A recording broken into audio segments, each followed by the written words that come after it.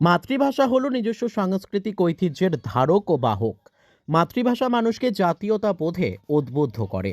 নিজস্ব সংস্কৃতির সংরক্ষণে মাতৃভাষা হচ্ছে অন্যতম শক্তিশালী মাধ্যম। বুধবার আগরতলা টাউন হলে বিদ্যালয় শিক্ষা দপ্তর ও আগরতলা স্থিত বাংলাদেশ সহকারী হাইকমিশন কার্যালয়ের যৌথ উদ্যোগে আয়োজিত আন্তর্জাতিক মাতৃভাষা দিবসের রাজ্যভিত্তিক কেন্দ্রীয় অনুষ্ঠানের উদ্বোধন করে মুখ্যমন্ত্রী ডক্টর মানিক সাহা কথা বলেন। তিনি বলেন, তৎকালীন পূর্ব পাকিস্তানের বাঙালিদের উপর জোর করে উর্দু ভাষাকে চাপিয়ে দেওয়ার বিরুদ্ধে গড়ে উঠেছিল ভাষা আন্দোলন। 1952 সালের 21শে ফেব্রুয়ারি এই ভাষা আন্দোলনে শহীদ হয়েছিলেন সালাম, বরকত, জব্বাররা। তাই এই দিনটি ভাষা শহীদ দিবস হিসেবে পরিচিত। পরবর্তীতে ইউনেস্কো 21শে ফেব্রুয়ারি দিনটিকে আন্তর্জাতিক মাতৃভাষা দিবস হিসেবে স্বীকৃতি দেয়। আন্তর্জাতিক মাতৃভাষা দিবসের তাৎপর্য হল সকল জাতির মাতৃভাষাকে বিকশিত হওয়ার সুযোগ করে দেওয়া এবং সকল ভাষার প্রতি সমান মর্যাদা প্রদর্শন করা। এবারের আন্তর্জাতিক মাতৃভাষা দিবসের মূল ভাবনা হচ্ছে বহুভাষিক শিক্ষা আন্তঃপ্রজন্মীয় শিখনের ভিত্তি। এই ভাবনাটি ইতিমধ্যেই আমাদের দেশের 2020 সালের নতুন জাতীয় শিক্ষানীতিতে স্থান করে নিয়েছে। অনুষ্ঠানে মুখ্যমন্ত্রী বলেন, মাতৃভাষা হচ্ছে মাতৃদুগ্ধের সমান। মা থেকে যে ভাষাটা প্রথম শেখা হয় সেটাই আমাদের মাতৃভাষা। মাতৃভাষা মানুষের হৃদয়ের ভাষা।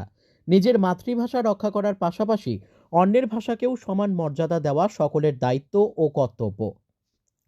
আন্তর্জাতিক মাতৃভাষা দিবস হিসেবে মর্যাদা পাওয়া শুধু বাংলা ভাষার বিশ্ব জয় নয়, সমস্ত মাতৃভাষারই বিজয়। মুখ্যমন্ত্রী বলেন, ত্রিপুরা রাজ্য একটি বহুভাষিক রাজ্য। ককবরক সহ অন্যান্য 8টি ভাষাকে স্বীকৃতি দিয়ে নির্বাচিত বিদ্যালয়গুলিতে শিক্ষাদানের ব্যবস্থা করা হয়েছে। ত্রিপুরায় বর্তমানে 1296টি বুনিয়াদী, 115টি মাধ্যমিক এবং 65টি উচ্চতর মাধ্যমিক বিদ্যালয়ে ককবরক ভাষাকে অন্যতম ভাষা হিসেবে চালু করা হয়েছে। তাছাড়াও অন্যান্য জনজাতি গোষ্ঠীর বিভিন্ন ভাষাগুলির উন্নতি সাধনে গুরুত্ব দেওয়া হয়েছে। অনুষ্ঠানে মুখ্যমন্ত্রী বলেন, রাজ্য সরকার টেট পরীক্ষায় ককবরক ভাষা চালু করেছে। তাছাড়া ত্রিপুরা জুডিশিয়াল সার্ভিসেও ককবরক ভাষায় পরীক্ষার ব্যবস্থা করা হয়েছে। ককবরক সহ অন্যান্য ভাষার বিকাশ ও মর্যাদা প্রদানে রাজ্য সরকার বদ্ধপরিকর।